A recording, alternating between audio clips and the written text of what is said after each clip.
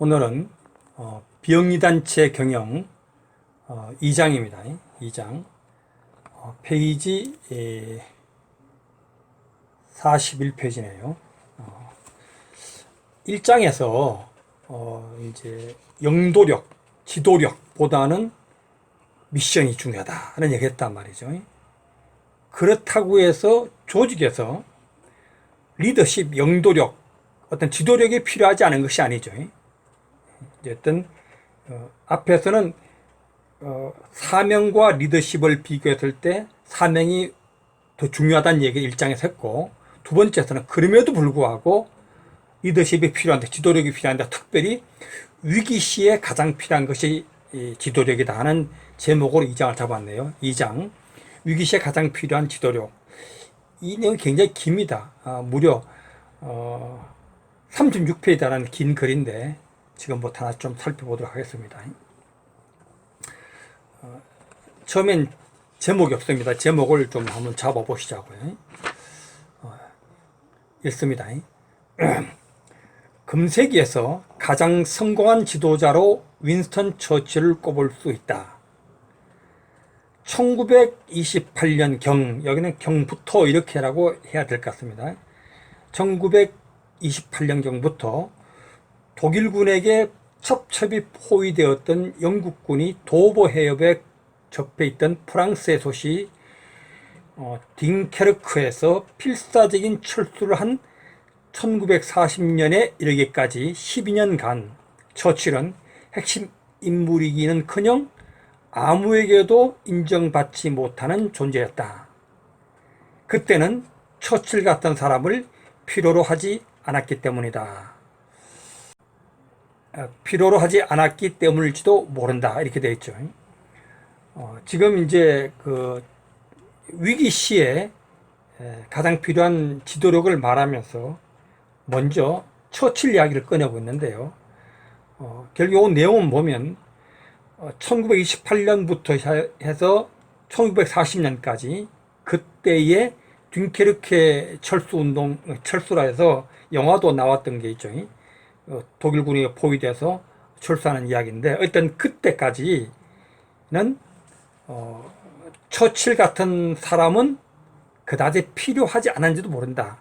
이제 그 뒤에 부분 읽어보면 평상시에 주목받지 못한 사람이 처칠했다는 얘기를 좀 하고 있는 것 같아요. 계속 읽습니다. 실제로는 그렇지 않았다고 하더라도 겉으로는 모든 것이 단조롭게 반복된 일과처럼 보였다. 그러던 중에 영국에 천재지변이 닥쳐왔고 드디어 처칠은 부상되었으며 그것은 궁지에 몰린 영국을 위해서 정말 다행한 일이었다.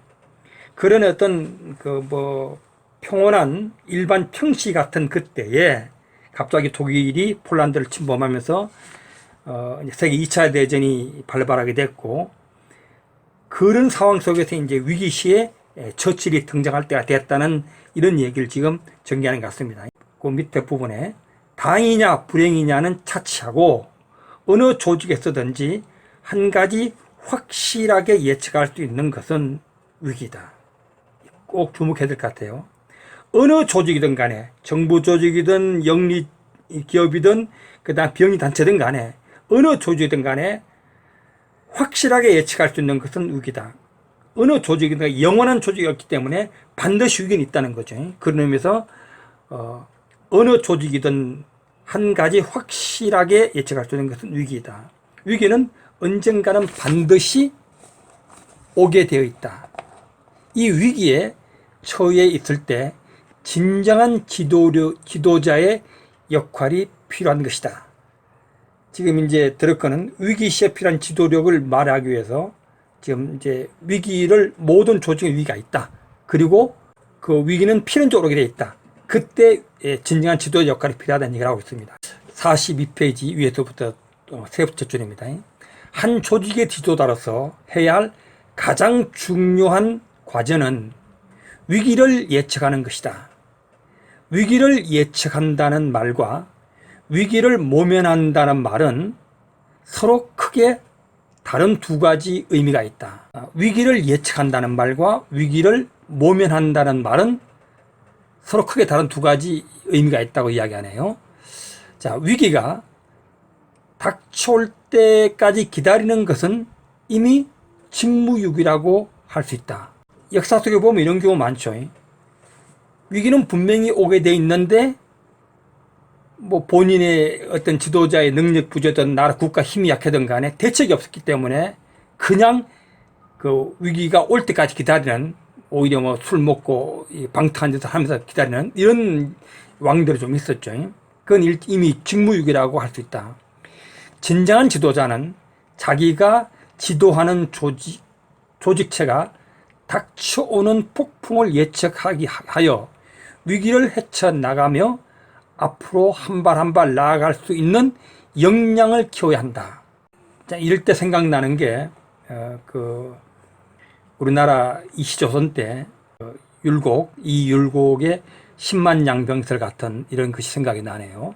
어떤 간에 이제 그런 상황 속에서 미래를 준비해야 되는데 결국 국가에서 준비를 하지 않아서 나중에 큰 어려움을 당한 역사가 있습니다. 그러한 상황에서 우리는 혁신할 수도 있고 끊임없이 거듭날 수도 있다. 지금 흐름으로 볼 때 리더의 핵심 과제는 위기를 예측하는 것이다. 그리고 리더가, 지도자가 그런 것을 하지 않으면 직무유기죠. 위기 예측에 무관심한 것, 거기에 대책을 수립하지 않으면 직무유기다, 이런 얘기도 하고 있고, 오히려 그 위기가 어떤 혁신의 기회를 주고 또 거듭날 수 있는, 갱생하는 그런 어떤 기회를 준다는 얘기를 하고 있습니다. 계속했습니다. 중간 부분에. 그렇지만 우리들은 비록 큰 재앙을 방지하지는 못한다 하더라도 높은 사기로서 언제나 전쟁터에 나갈 준비가 되어 있는 조직 또는 어떤 위기를 겪든지 서로 믿고 행동할 수 있는 조직을 이룩해야 한다.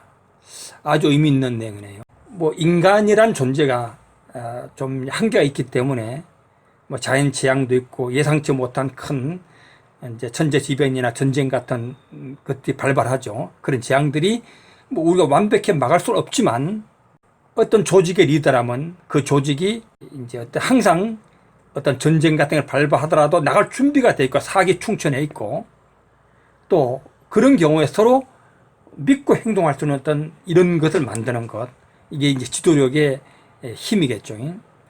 군의 훈련을 예로 든다면 사병에게 그들의 지휘관을 신뢰하는 정신을 심어주는 것이 첫째로 중요한 과정이며 규율이다.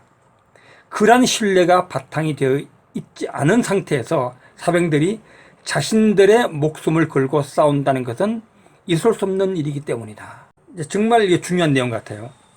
어떤 조직이든 특별히 군 같은 경우는 자기 상관을 믿는 것, 자기 상관을 믿는 것은 결국 그 지휘관이, 상사가, 상관이 믿을 수 있도록 신뢰감을 심어줘야 되는 거죠. 그래서 이것이 아주 첫째로 중요한 과제다. 그리고 규율이다. 그것이 바탕되어 있지 않으면 그들은 전쟁을 하면 다 도망가겠죠. 어떤 지휘관에 대한 신뢰가 없으면 안 되겠죠. 그래서 지도자의 과제, 리더십의 과제라는 것은 신뢰를 형성하는 것이다.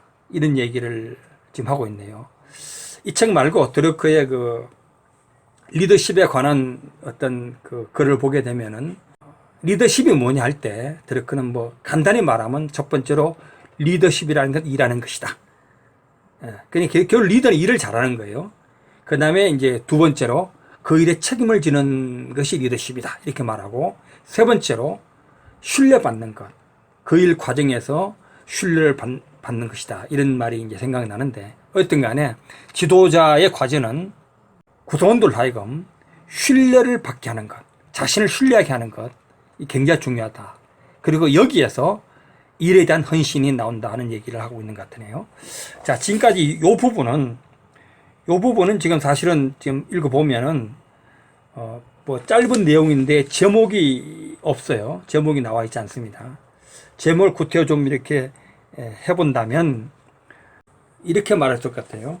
자, 어떤 리더십, 위기의 리더십은 예측하는 능력이 있어야 돼요. 위기 예측력이 있어야 되고 위기 대응 역량을 가져야 되고 그리고 조직원으로 하여금 신뢰받도록 만드는 것 이런 주제로 이 부분을 얘기한 것 같습니다.